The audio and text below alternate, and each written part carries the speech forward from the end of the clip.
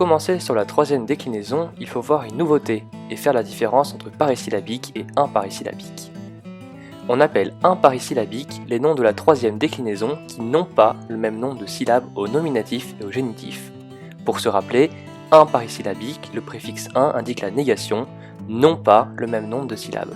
Par exemple, consul, consulis masculin signifiant le consul, au nominatif donne consul, il y a 2 syllabes, et au génitif cela donne consulis, il y a 3 syllabes. On appelle parisyllabique, à l'inverse, les noms de la troisième déclinaison qui ont le même nombre de syllabes au nominatif et au génitif. Par exemple, kiwis, kiwis masculin, le citoyen. Au nominatif, nous avons 2 syllabes, kiwis, et au génitif, nous avons également 2 syllabes, puisqu'il s'agit de la même forme. A vous maintenant de vous entraîner pour distinguer les imparisyllabiques des parisyllabiques. Voici une liste de noms de la troisième déclinaison. Il faut les ranger dans les bonnes cases imparisyllabiques ou parisyllabiques. Touris, touris féminin, la tour, est bel et bien parisyllabique, il y a le même nombre de syllabes au nominatif et au génitif. Sanguis, sanguinis masculin, le sang, est imparisyllabique.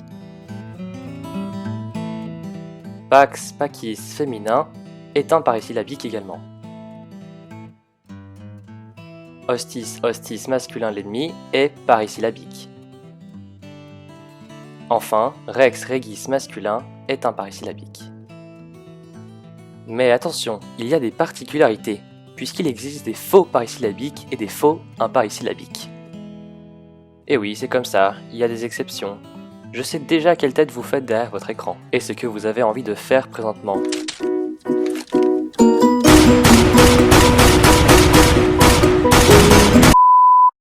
Mais bon, il faut s'y faire. Qu'est-ce qu'un faux parisyllabique ?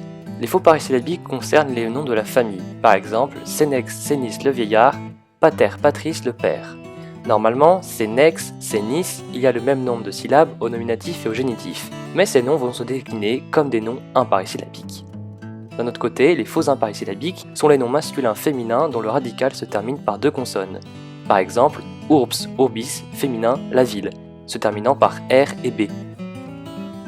Les faux imparisyllabiques sont également les noms neutres dont le nominatif se termine en AR ou AL. Par exemple, animal, animalis neutre signifiant l'être vivant. Ces noms se déclinent comme des noms parisyllabiques. Voyons maintenant la déclinaison des imparisyllabiques. Commençons par une petite remarque. Comme pour la deuxième déclinaison, il existe des imparisyllabiques féminins, masculins et neutres. Les noms féminins masculins ont la même déclinaison, elle est différente pour les noms neutres. De ce fait, nous aurons 2 tableaux de déclinaison. Pour le tableau masculin et féminin, nous aurons pour modèle consul, consulis masculin, signifiant le consul. La déclinaison de consul, consulis masculin est consul, consul, consulem, consulis, consuli, consule, consules, consules, consules, consulum, consulibus, consulibus. La forme du nominatif et vocatif singulier pour les imparisyllabiques masculins et féminins est la même. Ensuite, il faut rajouter les désinences m, is, i, et, puis au pluriel s, s, ibus, ibus. Pour le tableau de déclinaison des neutres imparisyllabiques, nous prendrons comme modèle corpus, corporis, neutre signifiant le corps. Voilà la déclinaison de corpus, corporis, neutre. Corpus, corpus, corpus, corporis, corpori, corpore. Corpora, corpora, corpora, corporum, corporibus, corporibus. Les formes au nominatif, vocatif, accusatif des imparisyllabiques neutres au singulier sont les mêmes. Puis il faut rajouter les désinences is, i, et, a, ibus, ibus. Quelques remarques sur la déclinaison des imparisyllabiques. La terminaison en m et en s à l'accusatif est retrouvée tout comme dans la première et deuxième déclinaison. Consulem, consules. De plus, comme pour la deuxième déclinaison, les neutres de la troisième gardent la même forme au nominatif, vocatif et accusatif, que ce soit au singulier ou au pluriel. Enfin, comme pour la deuxième déclinaison, les neutres de la troisième déclinaison ont des désinences identiques au masculin féminin pour les 3 dernières formes, génitif, datif et ablatif.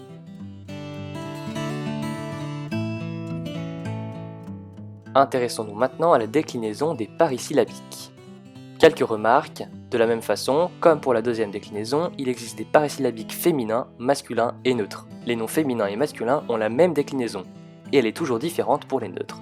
De ce fait, nous avons toujours deux tableaux différents. Pour la déclinaison du parésyllabique masculin-féminin, nous prendrons comme modèle kiwis kiwis masculin, signifiant le citoyen. Voici la déclinaison de kiwis. Kiwis kiwis kiwem, kiwis kiwi kiwe. Kiwes kiwes kiwes, kiwiwum, kiwibus, kiwibus. Les formes du nominatif vocatif singulier sont toujours les mêmes et données dans le dictionnaire. Puis nous avons à l'accusatif singulier la terminaison m, puis au génitif is, puis i, puis e. Puis au pluriel, les désinences sont s, s, s, ium, ibus, ibus. Pour décliner les parasyllabiques neutres, nous prendrons comme modèle maré, maris neutre signifiant la mer. La déclinaison de maré est maré, maré, maré, maris, mari, mari, maria, maria, maria, marium, maribus, maribus. Les formes du nominatif vocatif accusatif singulier sont toujours les mêmes, données dans le dictionnaire. Puis il faut rajouter les terminaisons is, i, i. Puis au pluriel, ia, ia, ia, ium, ibus, ibus. Quelques remarques concernant la déclinaison des parésyllabiques. La terminaison en m et en s à l'accusatif est de nouveau retrouvée, kiwem, kiwes. Comme pour la deuxième déclinaison, les neutres de la troisième gardent la même forme au nominatif vocatif accusatif, maré, maré, maré, maria, maria, maria. Les désinences sont quasiment les mêmes que pour les imparésyllabiques. Ce sera donc facile à apprendre, mais notons toutefois quelques exceptions, telles qu'au génitif pluriel des masculins féminins kiwium, ou encore au neutre singulier ablatif mari, puis à la déclinaison parésyllabique neutre au pluriel nominatif vocatif accusatif, ne pas oublier le i de nouveau, maria, maria, maria, ou encore au génitif pluriel marium. Et maintenant un petit exercice, décliner le nom selon la consigne. Par exemple, legio legionis féminin, la liégeon, à l'accusatif singulier donne legionem. Navis navis féminin, le navire, au datif pluriel, donne navibus. Lectio lectionis féminin, la lecture, à l'accusatif pluriel, donne lectiones. Fulgor fulgoris masculin, l'éclair, à l'ablatif singulier, donne fulgore. Ius iuris neutre signifiant le droit, au nominatif pluriel, donne iura et non iures puisqu'il s'agit d'un nom neutre. Tonsor tonsoris masculin, le barbier, au génitif pluriel,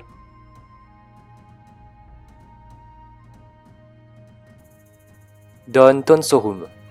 Mare maris neutre, la mer, à l'ablatif singulier, donne Marie, petite exception des parésyllabiques. Pestis pestis féminin, l'épidémie, au datif pluriel, donne pestibus.